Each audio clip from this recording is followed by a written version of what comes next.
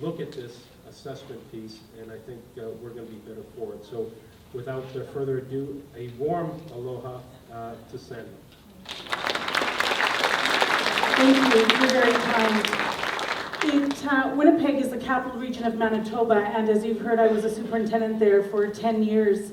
It is the second largest school board in our province. And one of the things you need to know about where I live and where I work is that we have the largest urban Indigenous population in our entire country.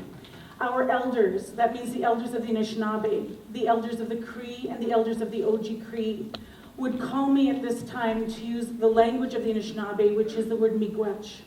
If you take that word and you put it into your Google Translate, what comes out is the word thank you. And yet, if you sit alongside elders, as I do as a superintendent, they teach you that actually it means more than thank you. It means that I am called to thank you. It means that I must thank you because you honor me.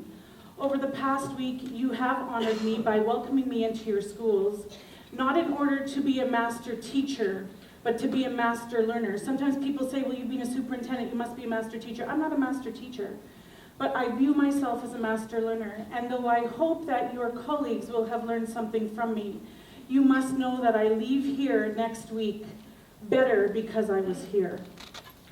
It is the traditions of our people to gift with ceremonial tobacco. And I say that with a bit of a smile on my face because your border crossing guards do not like ceremonial tobacco. And so I don't have any with me. But I got across the border, even better. And what I did have in my bag with me was some chocolates. And so what I would like to do is take this moment to gift to you, First Lady Dawn, in the deepest sense of the word miigwech, in the deepest sense of the word honor. And so with that, I would gift you this gift and say the word miigwech. It's the words of our peoples. Thank you very much.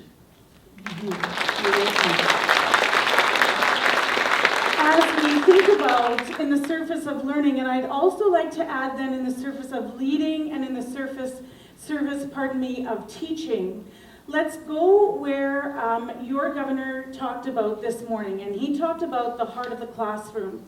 I'd like to introduce you to a student. We have 2,400 teachers in my board. We have tens of thousands of students. And yet we can learn alongside our students. This student's name is Max. At the time that this video was taken, he was in 2nd grade. He attends Sherwood School. Sherwood School is a school that is fed by an enormous social housing complex in my city. The thing that I need you to know is that on 100 day of kindergarten, Max came into our school system as a newcomer to our country, which means he spoke no English. We don't have special places for our kids to go if they don't speak English. They go into the incredible first teachings of our classroom teachers. And what I have come to notice this week, yet again, after 5 or 6 years of traveling here, as my colleague Superintendent Jeske did as well, is that your teachers believe in keeping students at the center. And your principals are leaders in that way. What I want you to know is that, as I said, this video clip is taken 2 years into his journey in our school system. And we're going to sit back and we're going to learn alongside a 7-year-old. And we're going to think about what is it that's been going on with the incredible teaching of the kindergarten teacher, of the 1st grade teacher, and of the 2nd grade teacher that allows him to interact in this way. And so his name is Max. And I don't often say this, but you need to know that, well, you can only imagine the permissions I have to show this video of this boy today. One of the things that we do in our system is we send things home to parents in one of the 4 languages of our programs. We educate K-12 in English. We educate K-12 in French, as you know, because we're a bilingual country. But in my system, you can also choose to send your children to school K-12 in German and K-12 in Ukrainian. And as I was listening to Mr. Galera talk about teacher shortage, we have had to go and recruit in the Ukraine. So we know about teacher shortage as well. But what I'm saying here is this. When I took his mother out for coffee, because I felt that it would be highly unethical to send her a piece of paper, because what do we know about newcomers? They just want to be like everybody else. They're going to sign any piece of paper the superintendent says to sign. and she started to cry in the middle of my meeting with her. And as a superintendent, from time to time, I have made people cry, but I'm not really a mean person. Anyways, and so I said to the interpreter what's going on, and he says, you don't understand. She left her country, and she left her family behind, because she wanted a better education for her child. And what you're telling her is that her son is going to teach teachers. Let's sit back and watch him for a couple of moments to deeply understand the differences that your teachers are making and my teachers are making. This is Max. I'm from Sherwood School. I'm in grade 2, and this is room 6. So we are going to learn about what's a writing continuum. I'm right here in this part. To be in this part, that means from way over here, it tells you, I can tell about my picture. That means if you have to work on this place, you might have to listen to these two. If you're struggling in this and anywhere here, that means you have to stay there for a couple of months and somewhere, and then you move to the next one right here. I can draw my idea. That means like this is an idea. So if you're there, it's good, and then it gets harder, and then there's more right here, way over here. I guess more grade 5s are here because it says I can use strong lead to hook my ideas. That is about your goals. That's with all the grade 5s. Some of them are here. I'm right here, and I'm struggling with. I'm beginning to have details a little bit. I'm starting to use interesting words about my ideas. That means like I say wonderful words. Like wonderful words is like this. Magnificent or fantastic. Those are wonderful words, and that is interesting words too. And also, we also want to know about our drawing too, because also writing can include drawing. Like somewhere, if you're like here, that means if you're struggling here or here, it's going to, you have to stay there too. And including 4 grade 5s are also struggling. And also, if you've done that part, there's more, and it's like never ending. So you know a superintendent is not meant to have a favorite student, right? But you would forgive me if I said he just might be the one. As I think about that video clip, I think about the words in your strategic plan. I think about the words empowerment. I think about the words voice. I think about the words self-regulation. And what we have in this video clip is a very young learner. I want you to remember, 22 months of instruction before this, he spoke not one word of English. I also need you to know, and as we're all educators in this room, he has an individualized education plan, not in the domain of, with an issue in the domain of language acquisition. He struggles mightily, and yet he's incredibly successful. He has clarity and confidence that sometimes when I sit around the board table, I had. And what I know is this, that of course his teachers have supported him, but that primary relationship between the teacher and the student has been surrounded by a system that has a focus on the right work. And so if I think about what Tony Brick says and what you've really been talking about in your conference today, is that you're looking, and we continue as a system, to see ourselves as an organization that we're capable of learning and improving. But more importantly, we see learning and change not as a hurdle or a speed bump, but it's actually what it means to be vital and alive. And the thing that, the area that we have found the biggest impact in, and of course research would support this, and I think about Daryl, just before you wrapped up, you talked about assessment and evaluation in your strategic plan, and I have had the opportunity to read it. I'd like to remind us that assessment has at its root the word assess.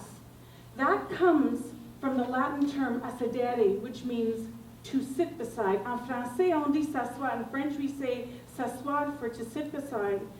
And if we think about what your governor talked about today, he talked about sitting beside. That is the only place where as educators we can be responsive.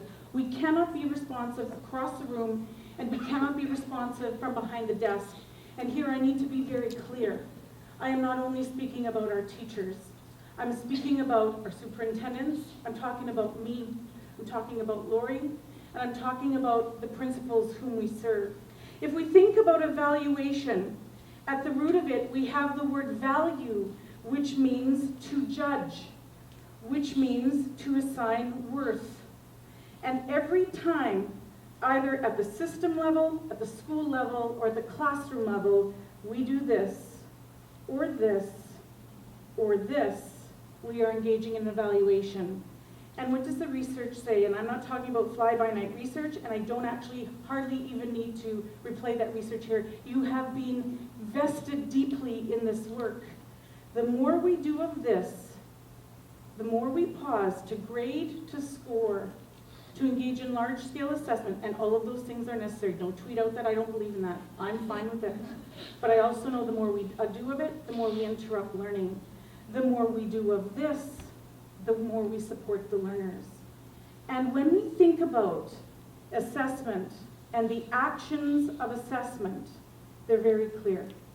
They come through my research, they come through the research of a colleague of mine, Ann Davies, but they come through Rick Stiggins, Jan and Steve Chapuis, Susan Brookhart, John Hattie. These are names that as educators we know.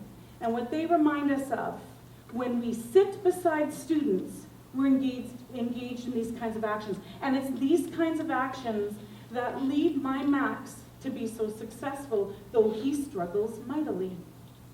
And they contain, when we show students samples so that they can understand quality and proficiency, when they participate in co-constructing criteria to further understand quality and proficiency, when they're involved in self and peer assessment. It's not just something off the side of my desk if I hope I have time. What does John Hattie say? Feedback between learner and learner is one of the highest leverage strategies that we can engage our learners in. When our learners, not only our teachers, when our learners, regardless of the age, collect evidence of their learning, either to your school plan, your system plan, your district plan, your strategic plan, when we set goals based on what that evidence says, and when our learners can communicate their learning, those are the kinds of actions that place us firmly here.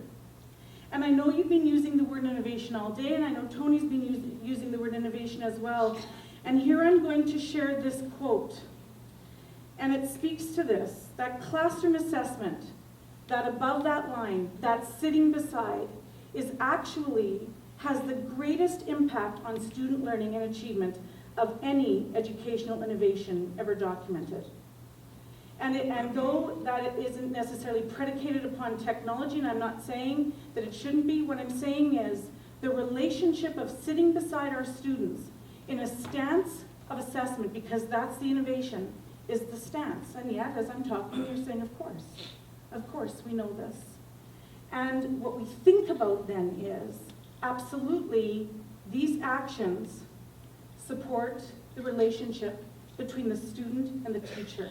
And yet these are the very same actions that support the relationship between the teacher and the principal and the superintendent. And so let's pause for another moment and go back into a classroom. The words of your governor continue to be something that plays with me since we were here earlier today. And it's the idea of getting into the classroom and seeing what's going on. This is one of our high schools. It's one of our smaller high schools. It's Transcona Collegiate Institute. The teacher's name is Rob Haddeth. This is the 12th grade. In Manitoba, in our jurisdiction, we have provincial assessments, or provincial evaluations, i.e. state tests, at grades 3, 4, at the 7th grade level, at the 8th grade level, and at the 12th grade level. And at the 12th grade level, it's marked externally and counts for 30% of the semester score. And I want to talk about how that can still live alongside teachers who are building that relationship as your teachers do. We've seen it. I've seen some incredible things.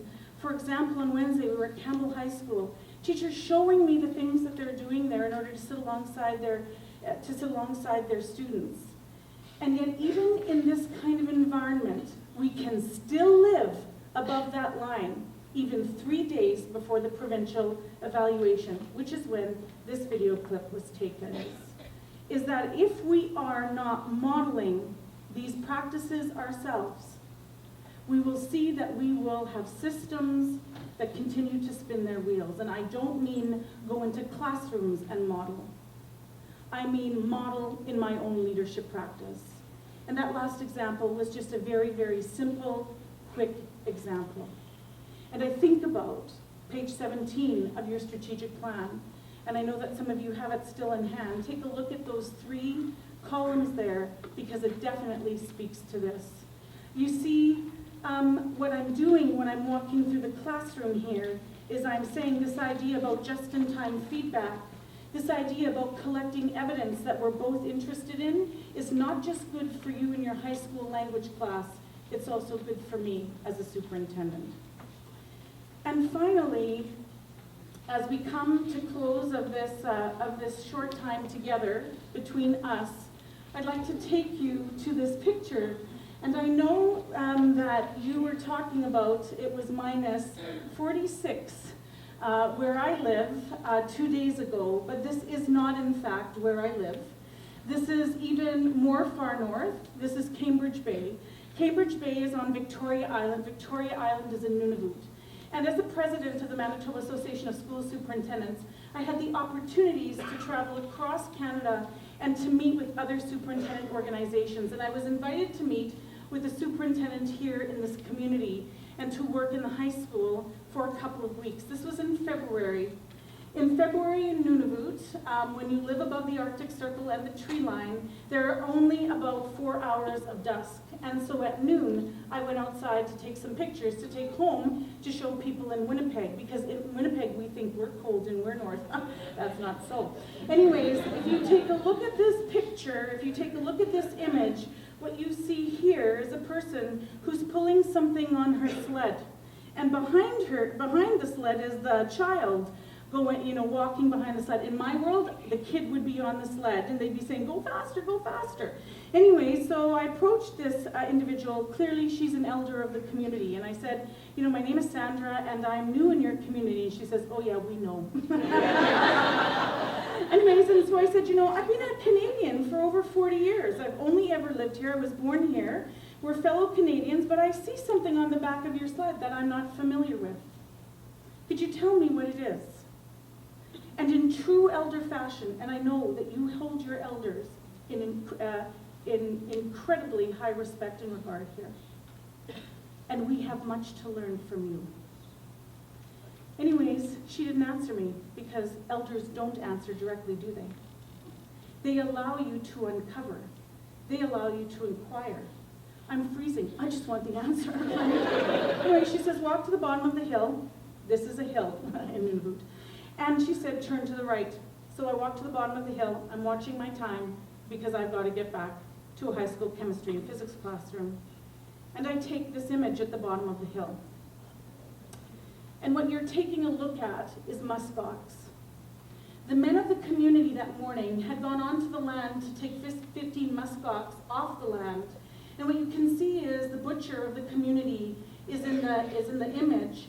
And there are people coming for their share of the muskox, except in my southern brain, I'm thinking there's a party going on, and I want to be part of that party. So I approached them and I said, could you please tell me what's going on here? And, how can I get involved? And if there's a community celebration, please let me know. And true to form, he said to me, have you been to the grocery store yet? And I said, no, I haven't. I've only been here since Sunday. This is Tuesday. And he said, then go to the grocery store. And all I want is an answer. And these are the images that I took in the grocery store. This loaf of bread in Winnepeg, where I live, would be $2.49. 6 bananas in Winnipeg, if it's really expensive, would be $1.29. This is the cost of 6 bananas in Cambridge Bay. This is what Canadians pay. And where I live, 4 liters of milk would cost less than $5. Why do I show you those images? What do they have to do with assessment in the service of student learning, in the service of teacher learning, assessment in the service of school learning, in the service of system learning? Is this. It is my habit as a superintendent to sit in circle, which is an Indigenous way of being, about every 9 weeks with students. I think student voice is very, very easy. Ask a question that's worth asking and be quiet. Don't get defensive and don't get angry and don't assume. And what I realized was as I walked into the high school in this community, I had not spent time sitting in circle with those students. And I had made huge assumptions. So when I went back to the high school, I sat down with all of those students in this class that I was about to teach. And I said to them, I have 2 questions for you. And these are questions that you've probably asked. And if you haven't yet asked them, these are questions you might consider asking your students. The first question is this. If you could not be at school today, what would you miss? And the second question is this. If you couldn't be at school today, what would you not miss? And these students in Nunavut, above the Arctic Circle, to the first question responded in very familiar ways to me. We'd miss breakfast club, we'd miss lunch, we'd miss practicing for the Arctic Games, we'd miss fiddling lessons. But the response that they gave me to the second question is one that I will never forget, and they said, we won't miss our teachers. And here's the thing that I've come to understand deeply as a leader. When I hear something that bothers me, I have a choice. I can get angry or I can get curious. And every time I've gotten curious, I've increased in being a master learner. Every time I've gotten angry, I've gotten in trouble with my board of trustees, and so I just try not to do that anymore. Anyways, this is what these students said. You're from the South. Now that's a bit funny to a girl from Winnipeg, but I didn't laugh. You're from the South. Our teachers are from the South. You come up here to teach us. At Christmas, our teachers go home for 2 weeks and only half of them come back. And then at spring break, we have 2 weeks off and only another half of them come back. And this is what a boy said, 17 years old. Unabashedly, he looked at me and he said, we're tired of falling in love with our teachers, and we're tired of having our hearts broken over and over again. And why do I tell you this story? Because he understands deeply what your governor said this morning. It is the instructional relationship that matters in our systems. It is the relationship between the teacher and the student. And yet, that relationship must be surrounded by systems, schools, and leaders that are in alignment with expectation and not simply saying to our teachers, now go and do this. It's not good enough to simply know our students' names. It's not good enough to know who needs a granola bar at break. It's not good enough to know if they just come from a ringette championship. That will only last if there's good instruction that is dignified and noble and is worthy of our students. And as a system for the last 12 years, we have followed what the research says around the innovation of sitting beside our students. You see, in 1992 when I first started teaching, I was the teacher.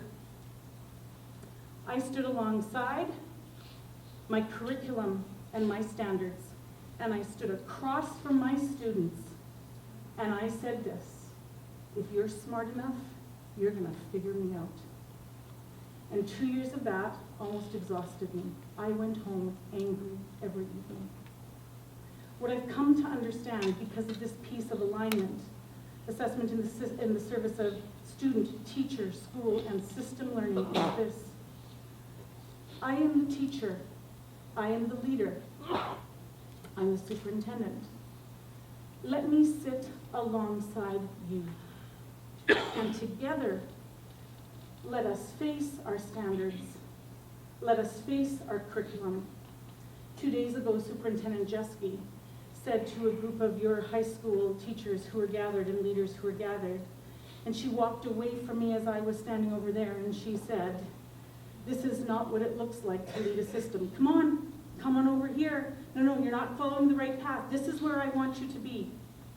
The way that we lead systems through change, as Tony Brick says, is we come up alongside the system and we take the first next step with them.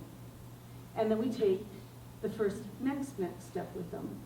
And then we take the first next step with them. And that's what assessment teaches us. It's not just a bunch of good actions in a classroom. It's an incredible opportunity. You said something this morning in your address, yes, and you talked about a common commitment and a communal purpose. And though we might be separated by thousands of miles, we might be separated by a border, we might be separated by geography and context, we might even be separated by politics. The most important thing that is actually bringing us together in this conversation is our deep appreciation that what we all do is in service of our students. And I think you said that best this morning. And from that perspective, I'd like to say miigwech and extend that deepest miigwech to all of you. Thank you for inviting me here.